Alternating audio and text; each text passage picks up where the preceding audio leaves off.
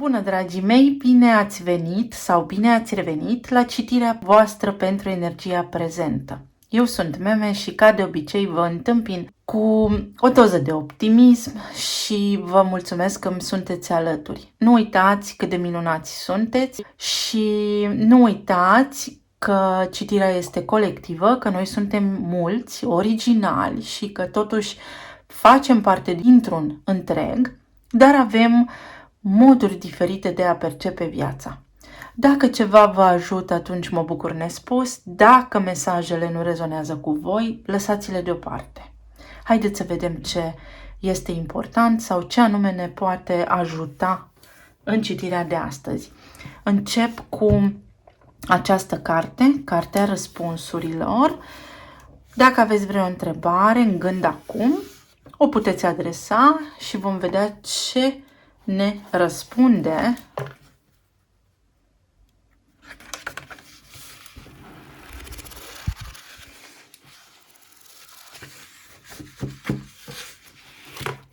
aici. Să vă folosiți de imaginația voastră. Întrebarea pe care voi o aveți are nevoie de un pic de creativitate sau un pic de imaginație. Cu siguranță soluția vă este la dispoziție sau răspunsul vă este la dispoziție, dar trebuie să fiți creativi. Și mai iau un răspuns pentru că am deschis în două părți și așa simt. Indiferent de ceea ce voi vreți să faceți, rezultatul va fi unul de durată. Foarte interesant. Da, practic imaginația înseamnă că noi vom trimite o intenție în univers, iar răspunsul care va veni către noi va fi cel potrivit nouă și va fi unul de durată. Formidabil! Acum să vedem cărțile oracol, ce ne spun, ce stă la baza citirii de astăzi. Odihnă și avem doi delfini și limite. Delfinii, după cum știți, pentru mine simbolizează iubirea. Și avem două tipuri de frecvențe aici. Iubirea mamă-copil și iubirea dintre doi parteneri. Ambii parteneri au trecut prin perioadă intensă și au nevoie de un pic de liniște. Iar aici spune să avem niște limite sănătoase. Dacă nu limite, atunci niște reguli sănătoase de conviețuire, de interacțiune și așa mai departe. Partenerul care are energia masculină mai predominantă este cel care posibil să încalce ușor spațiul personal al celuilalt, să intre puțin în sufletul celuilalt, fără să țină cont de anumite lucruri importante.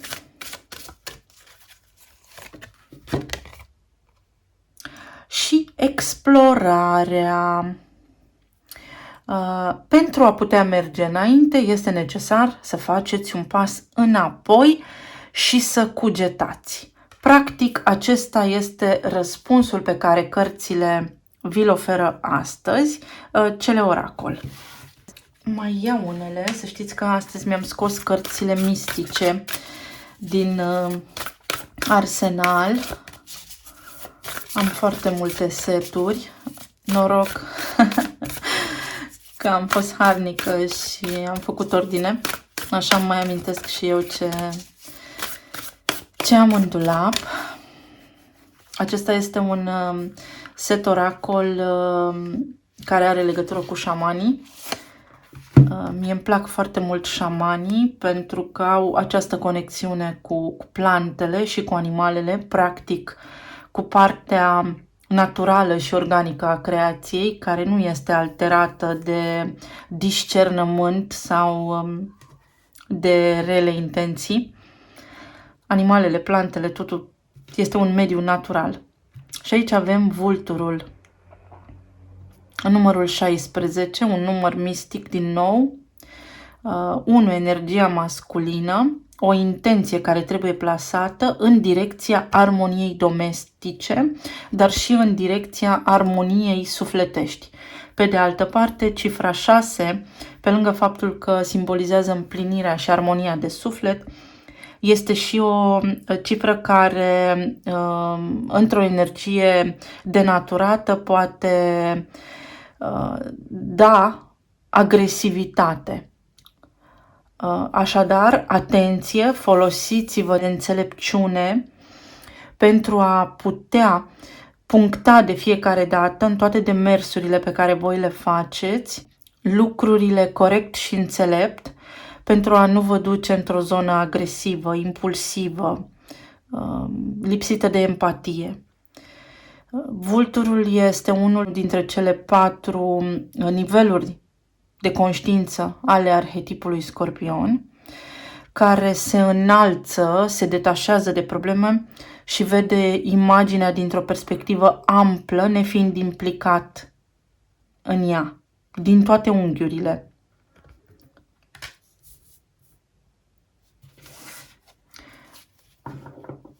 Așadar, aici cineva trebuie să se detașeze puțin și să se gândească fără a se lăsa atras personal în provocarea pe care o are, dacă nu cumva persoana sau persoanele cu care interacționează, așa sunt ele și atunci nu este problema voastră, vina voastră, ci este un fel de a fi al oamenilor cu care voi interacționați și să vedeți de ce ați gravitat, de ce ați mers către ei, de ce i-ați atras.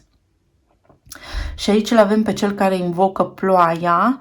Apa este, îndrăznesc să spun, cel mai important element din natură.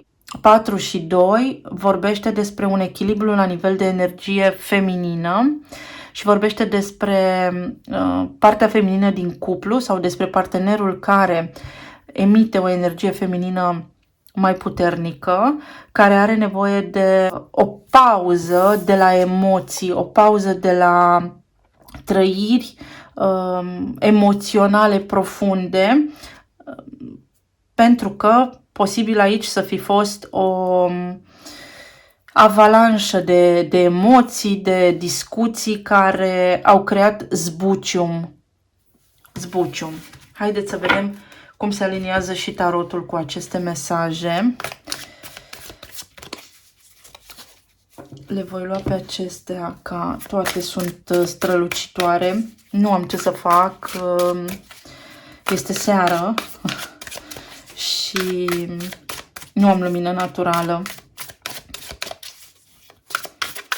Unele seturi de cărți sunt lucioase, altele nu.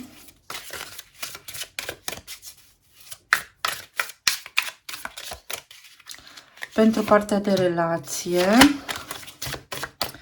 pentru partea de plan financiar și sănătate sau stare emoțională.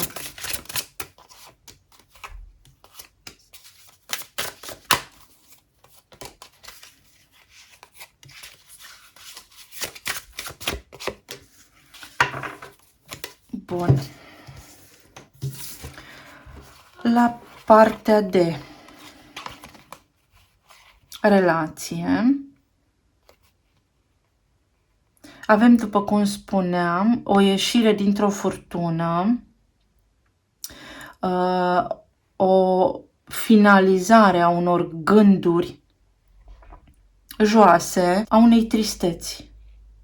Energia de astăzi, din acest moment, de fapt, când accesați clipul, este aceea de a pune stop unor trăiri profunde pe care le aveți, dar care vă deranjează. Aici veniți după răni. Posibil unii dintre voi să fie ajuns la un final de drum în relația voastră și energia momentului să vă spună să acceptați, pentru că aveți puterea să o faceți, să înțelegeți, să deveniți înțelepți, să înțelegeți că mai mult de atât nu se putea, că posibil să fi fost parte dintr-o relație unde, deși era iubire, ați avut parte de o experiență frumoasă în stadiul incipient al relației, dar cu toate astea cineva abuza de bunătatea celuilalt. 10 de monede vorbește despre împlinire, iar împlinirea voastră să vină din faptul că opriți acest tipar pentru unii dintre voi bolnăvicios sau dăunător, prin care acceptați niște lucruri de la partenerul vostru sau de la partenera voastră, dar care vă duc către un stres extraordinar de puternic. Iar acest lucru se va vedea ca urmare, ca și boală în corpul fizic. Pentru alții dintre voi, ceea ce vă doriți voi de foarte mult timp, ajunge în sfârșit să se materializeze, dar atunci când voi veți pune piciorul în prag. Să faceți ceva, apel la curajul vostru pentru a ajunge la împlinire și la stabilitate. Pentru cei singuri se întrevede o perioadă favorabilă în care voi să deveniți cumva strălucitori, magnetici și atrăgători în ochii celorlalți și să puteți întâlni pe cineva alături de care să formați un cuplu.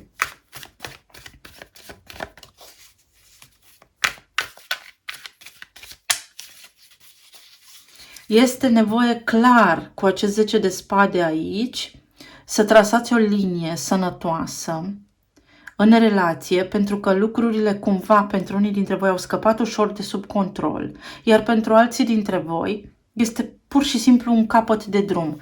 Relația în modul în care s-a prezentat până acum nu mai funcționează. Pe de o parte, avem pe cineva implicat 100%, iar pe de altă parte avem pe cineva detașat 100%.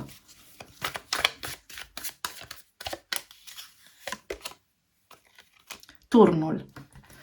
În acest moment, zilele acestea, mă rog, în apropierea acestei citiri, posibil unii dintre voi să experimentați acest moment de turn, care, din punctul meu de vedere, este unul bun și favorabil de fiecare dată. Turnul apare atunci când noi nu avem puterea să luăm niște decizii care pot părea dureroase, dar care sunt cele potrivite pentru a evita altceva mult mai complicat ulterior.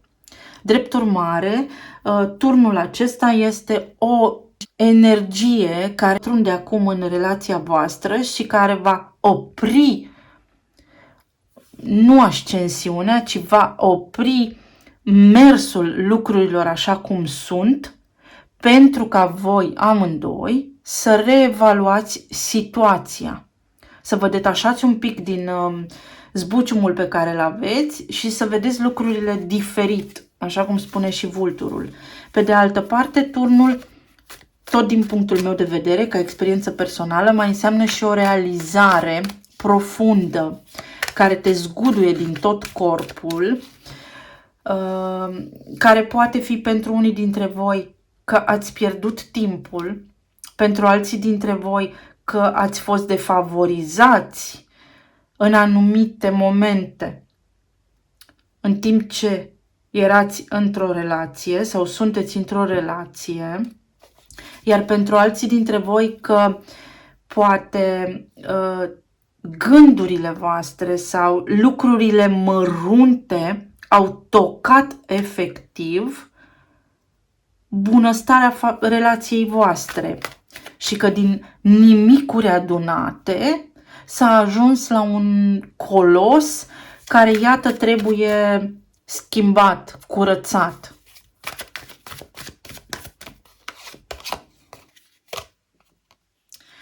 Pajul de spade. Pajul de spade vorbește despre imaturitate. Pentru unii dintre voi, despre un copil pe care nu reușiți să-l stăpâniți sau care poate are nevoie de voi pentru sfaturi. Iar pentru alții dintre voi vorbește despre un partener imatur care pur și simplu face lucrurile fără să se gândească. Face lucruri. Nu gândește la nimic, nu aprofundează niciun fel de trăire, pur și simplu trăiește așa cumva mecanic. Și atunci turnul poate interveni aici, între voi doi, pentru a ridica un pic ceața din ochii voștri și pentru ca voi doi să realizați exact cum stau lucrurile. Pentru că, într-adevăr, aici au fost sentimente sau sunt sentimente. Spânzuratul și o pauză. Cineva trebuie să învețe să aibă răbdare aici. Cineva trebuie să învețe să calce frâna. Este cu piciorul pe accelerație și din nou avem elementul de aer aici. Spada, care este element de aer, și spânzuratul, care este element de apă. Deci am exact confirmare aici a acestor două cărți care vorbesc una despre aer, una despre apă. Posibil să fie o interacțiune dintre două semne astrologice. Ca elemente avem apa și aerul, Gemeni, Balanță, Vărsător și Rac, Pești, Scorpion, și Berbec mai este puternic aici, dar și Fecioară.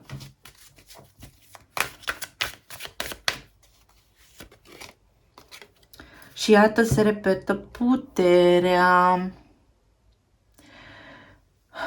Puterea este arhetipul leului. Este ceva ce din inimă vă doriți, dar este și controlul pe care voi îl dețineți asupra unor lucruri în relația voastră. Ori aici, aceste 2, 3, 4 cărți spun așa: niciunul dintre voi nu va mai avea control asupra relației, pentru că va interveni această pauză prin care amândoi trebuie să vă maturizați. Această pauză este necesară pentru ca voi doi să vă maturizați dacă vreți să mai existe un potențial viitor de relație între voi doi. Tocmai de aceea apare și pauza, odihna, detașarea, limitele sănătoase și înălțarea aceasta, adică înțelegerea, nivelul de înțelegere. Pentru a face casă bună cu cineva, trebuie să-l cunosc pe el, dar trebuie să mă cunosc în primul rând pe mine. Foarte interesant.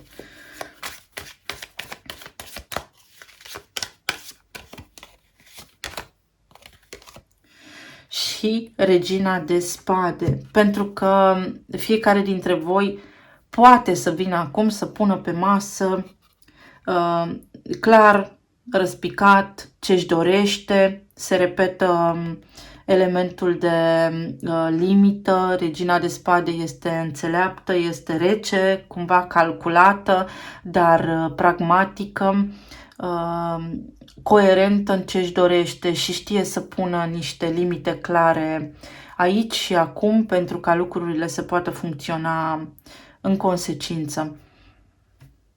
Da, cineva trebuie să se maturizeze, clar. Dacă sunteți persoane singure, atunci trebuie să înțelegeți de ce până acum cumva au venit către voi doar persoane imature sau doar persoane care se jucau de-a relația și nu o luau în serios. Dacă sunteți separați, atunci orice potențială întrevedere între voi în acest moment sau discuție în acest moment poate fi amânată din cauza că amândoi sunteți cumva așa puși pe harță. Adică, dacă v-ați întâlnit sau dacă ați vorbit, fix în momentul vorbirii, acum când accesați clipul, v-ați certa sau s-ar arunca cuvinte grele, deloc înălțătoare, deloc productive. Drept urmare, această pauză este foarte bună pentru reevaluarea acțiunilor, sentimentelor, întâmplărilor dintre voi doi.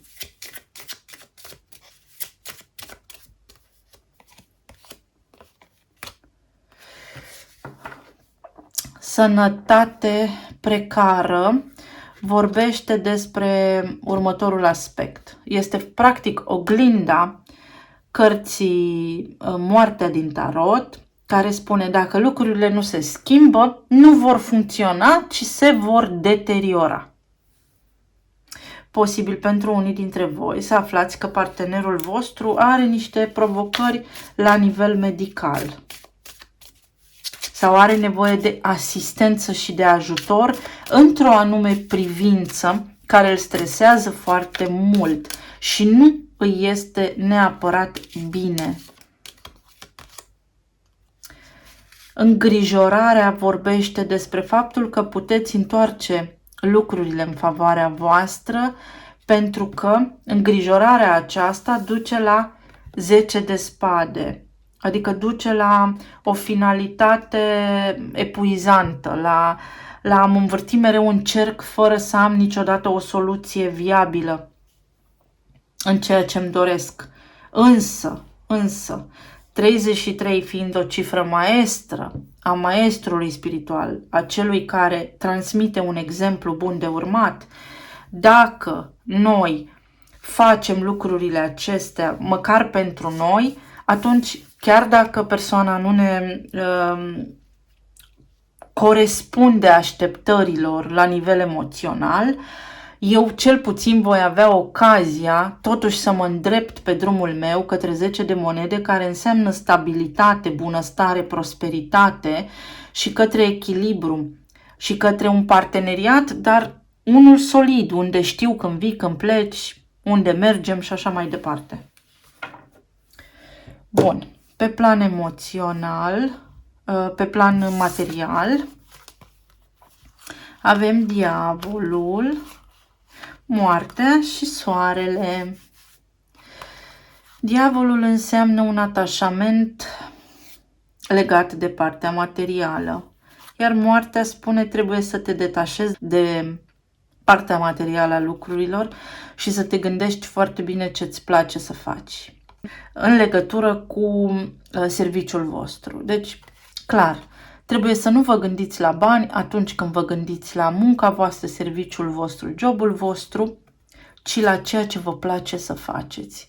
Pentru că atunci când veți fi într-o poziție rol, serviciu, unde lucrurile vă plac, unde vă simțiți bine, unde se îmbină cumva utilul cu plăcutul, veți avea succes. Există o goană după bani care s-ar putea să vă și dezavantajeze. Eu vă explic lucrurile așa cum sunt, iar voi le aplicați concret la situațiile voastre. Trebuie să vă detașați un pic de gândul acesta către bani și doar către bani. Să nu mai rămâneți blocați, pentru că viața merge înainte, lucruri se întâmplă, dar dacă voi vă concentrați doar pe o direcție anume, pierdeți alte aspecte importante sau șanse reale de câștig.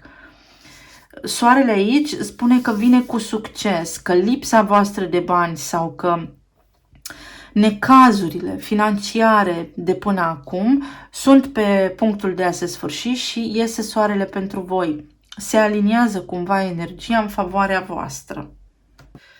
Un set de cărți acesta pentru diavol.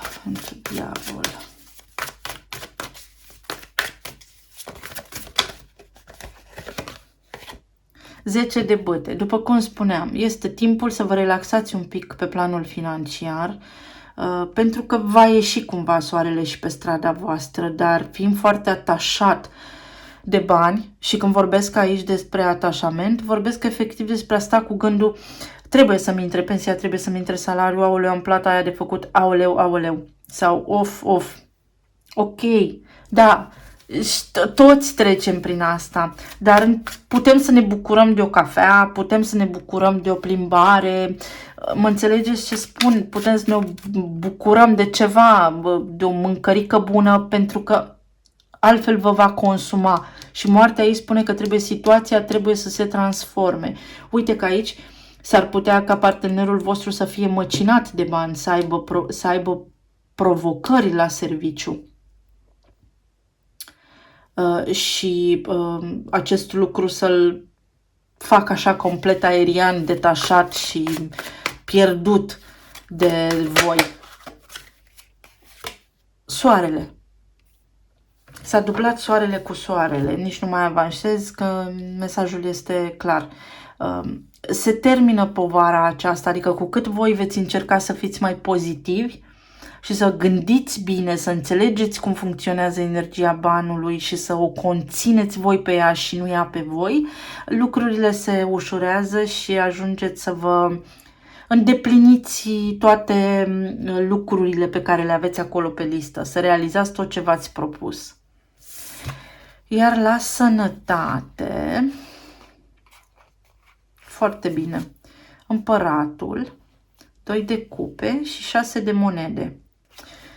La sănătate sau planul emoțional, văd că după ce veți accesa aici energia reginei de spade, care vă va răcori așa ca un duș rece, veți conștientiza într-adevăr că trebuie să aveți un pic grijă la cât permiteți oamenilor din jurul vostru. Se aplică la orice nivel de relație, cu oricine, cu familie, colegi, prieteni și așa mai departe, și că trebuie să dețineți voi controlul asupra voastră, adică să nu vă mai dați puterea, ci să fiți într-o stare de echilibru, mai ales în parteneriatele voastre. Parteneriate de orice natură, în relațiile voastre de orice natură. Iar aici spune așa, că partenerul vostru, iubitul, iubita, partenera, soțul, soția și așa mai departe vă va aprecia mult mai mult atunci când voi veți avea grijă de voi în primul rând, atunci veți fi magnetici și atrăgători pentru că am avut puterea de 2 ori. Și atunci situația se va echilibra. De ce? Păi atunci când nu îți este dor de cineva, practic acel cineva, fie că noi ne dăm seama, fie că nu, își dă seama că nu mai suntem acolo, că noi nu-i mai căutăm, nu mai vrem nimic de la ei și dintr-o dată se întreabă, dar de ce? Ce s-a întâmplat? Stai puțin că nu mai este pe aici, pe lângă mine, stai puțin că nu mă mai caută, stai puțin, ce se întâmplă? Și revine interesul, evident, nu de fiecare dată. Viețile voastre și poveștile voastre de viață sunt complexe, dar în general cam așa stau lucrurile. Dacă eu mă gândesc la cineva, energia mea este în câmpul lui electromagnetic, adică eu trimit cu gândul energia mea către altcineva. Da? Respectiva persoană o va simți, chiar dacă nu conștient. Atunci când nu mă gândesc la cineva, atunci acel cineva îmi va simți lipsa. Au ieșit 2, 6 de monede și 8 de cupe. Vedeți cum se repetă cărțile. 6 de monede spune că atunci veți intra în echilibru și că trebuie să ieșiți din starea aceasta de stres, că cineva pleacă către noi intenții. Aveți nevoie aici să vă urmați intuiția. Părul acesta alb spune că sunteți trecuți prin diverse experiențe de viață. Sunteți trecuți prin diverse experiențe cu persoana la care voi vă gândiți. Că nu sunteți la prima, să-i spunem, abatere, ceartă, despărțire, etc. Și că modul în care voi veți rezolva conflictul acesta din sufletul vostru, pentru că am luna aici, sau neclaritățile, sau lipsa adevărului care poate va fi transmis, este acela de a părăsi această situație, de a mă detașa, de a mă ocupa puțin de mine și a trasa o linie până aici, de aici încolo nu treci, uite, ăsta e timpul meu pentru mine. Situația se echilibrează și atunci în ochii lor veți apărea ca împăratul care este râvnit, nu? De toată lumea. De toată lumea. Aș putea să spun că ați avut nenumărate astfel de situații, posibil ca cea de astăzi, și tocmai de aceea a apărut 10 de spade aici. Este ceva de genul, gata, am ajuns la final. Într-o anumită privință, nu spun că vă despărțiți de cineva, nu. Viitorul este în mâinile voastre. Iată, 17, exact ce vă spuneam. Aveți o șansă să primiți. Cineva vine și vă dă. Dacă voi știți să vă retrageți. Pentru a putea merge mai departe, este important să faceți un pas înapoi. Da. Și aici familia. Am familia 21, control. 21 pentru mine înseamnă control. Cineva a exercitat un control asupra altcuiva. Cineva a fost mai puternic. Cineva a vrut lucrurile într-o anumită manieră sau pur și simplu cineva era implicat, iar altcineva absent. Credea că îi se cuvine. Dar este o ocazie de a relua, da, stadiul acesta de armonie în voi. Nu vă spun, nu vă promit că vă împăcați cu cineva anume, ci vă spun că veți reseta starea voastră emoțională și că iese soarele pentru voi aici, la nivel de relație, la nivel de familie și așa mai departe. Persoana care are aici acest personaj care invocă ploaia, practic invocă o regenerare, o renaștere a situației. Invocă ceva nou. Apa este materia. Din apă ne naștem. Invocă ceva nou. Deci cineva își dorește ceva nou și cadoul este fie armonia în familie, fie o familie nouă, fie o relație nouă. La nivel de sănătate, văd că lucrurile sunt echilibrate aici cât de cât, dar că trebuie să opriți ceva. Ce trebuie să opriți, asta veți ști voi. Atenție să nu exagerați cu alcoolul sau atenție la deshidratare. Posibil să vă treziți noaptea des sau să aveți probleme cu vezica, rinichii, mai pot fi aici o provocare, pentru unii coloana, dar coloana la bază, da? Nu sus la gât. Bun, ca semne astrologice avem așa: Gemeni, Fecioară, Leu, Gemeni, Balanță, Pești, Leu, Berbec sau Scorpion. La partea de plan material avem Leu, Soare, Săgetător, Scorpion și Capricorn.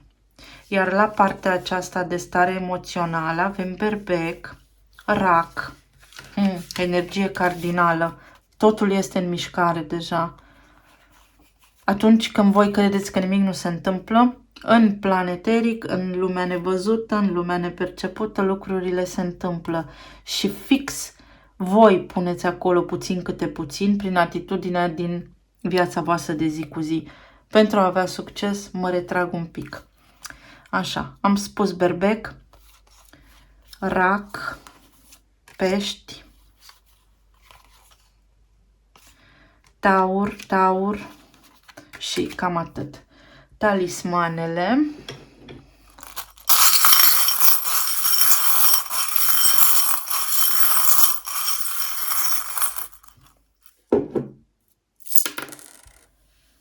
Q. Un sfârșit. Imediat vi le arăt. Un sfârșit. Al doilea sfârșit. Al treilea sfârșit. Dar este ceva ce trebuia să se întâmple. Deci aveți parte de o resetare, de o începere. Planeta Saturn, care spune așa trebuia să fie. Dacă în acest moment trăiți un efect, cauza a fost construită în timp. Și este în regulă să fiți vulnerabili. Acceptați emoțiile voastre exact așa cum sunt, pentru că trebuie să vă bucurați de fiecare moment al vieții voastre, indiferent de ce se întâmplă acolo. Există iubire, viața este iubire, voi sunteți iubire, există speranțe, există bucurie. O chitară, muzica face, nu, tonul face muzica. Inițiala U, X, o decizie, L, zilele de luni sunt foarte bune. De 2 ori inițiala K, care înseamnă că suntem pe aceeași lungime de undă, dar trebuie să ne transformăm, pasărea Phoenix, nu să ne mai atacăm, nu să ne mai arcuim așa cum face aici pisica, că este doar o perioadă de îngheț, este o perioadă în care ne-am răcit, posibil unii de tot, alții să revenim, se poate reveni din această perioadă de tăcere, dar trebuie să discutăm. Sau atunci când înțelegem că trebuie să ne transformăm. Și aici mai am o bufniță care spune: evoluez întotdeauna din trăirile mele, din durerea mea, din emoțiile mele. Foarte frumos. Foarte frumos. Mi-a plăcut și știu că puteți. Știu că puteți. Dragii mei, cam atât pentru astăzi. Vă îmbrățișez cu drag. Vă mulțumesc că sunteți aici. Vă aștept și data viitoare. Să fiți bine, să fiți sănătoși, echilibrați și iubiți. Pa, pa!